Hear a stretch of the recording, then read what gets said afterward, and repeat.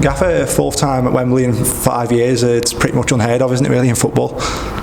I suppose it is, unless you're obviously Man City, for example, or Liverpool.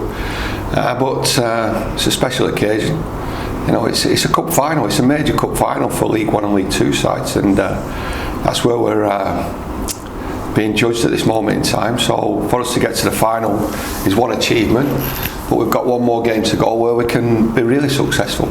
The squad are competing very well at the minute in the league, and I'm sure there'll be competition for places going into the final to play Wembley. It's been a great competition because it's given us the opportunity to create a winning stimulus for the players who haven't been playing on a regular basis. So we know that they're game ready, you know, but we are getting to, well, we've got to the final. So we're in the final, so we have to, like we have in the other games that we've played, previous rounds, you know, come up with a winning formula against an excellent League One side. Just on Sunderland, what are you expecting from them? I'm sure it'll be a really tough test. It's a tough test, but it's one we've earned. We've earned the right to play at Wembley. We've earned the right to play against Sunderland. Tough test, but it will equally so be tough for Sunderland as well. We're well represented squad-wise with player ability, but our DNA, our characteristics, they're strong, and they've proven to be strong against Peterborough, again from League One, and obviously Oxford in the semi-final. So if that's the standard that we have to meet and match to be successful against Sunderland, then we've got to at least get to that standard, and I'm sure we can do. I've spoken to a few of the players recently in interviews, and they've said that if they want to be playing at that standard next season, they're going to have to be competing against teams like that every week. So pretty much sums it up quite well, doesn't it? Well, the difference is we've played League One sides in the cup competition, so they're in isolation. Sustainability is about the 46th game. You know, we want to get into a position where we're challenging week after week after week in League One. You know, it's brilliant that we're in the cup competition to see how good we can be, but then you need consistency.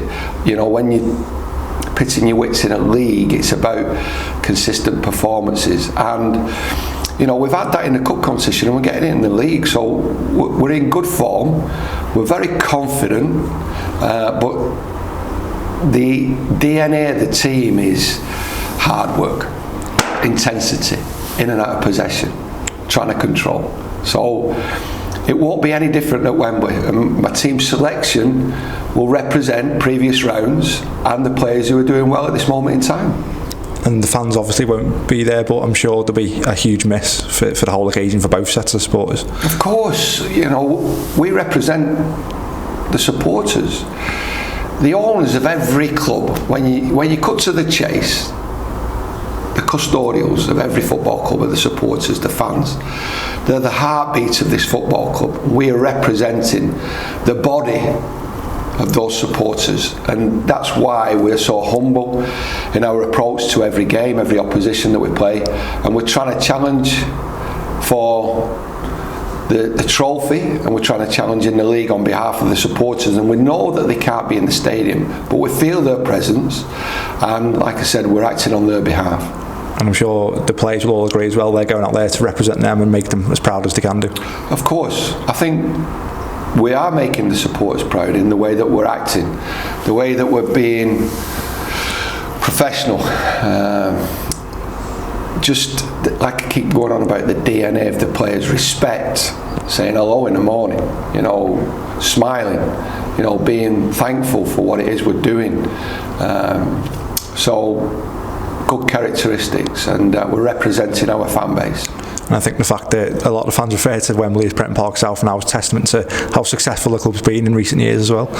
Yes, again, it's testament to previous successes, and we want more successes at the football club. To get to Wembley's partially successful, but the bigger picture is, you know, more successes in the future. You have to, you know, carry your experiences from the past into the future, and you know, change what's not been successful, And if you can do that, then we're looking at being very successful in the future. But again, football's a very, very difficult industry to be in.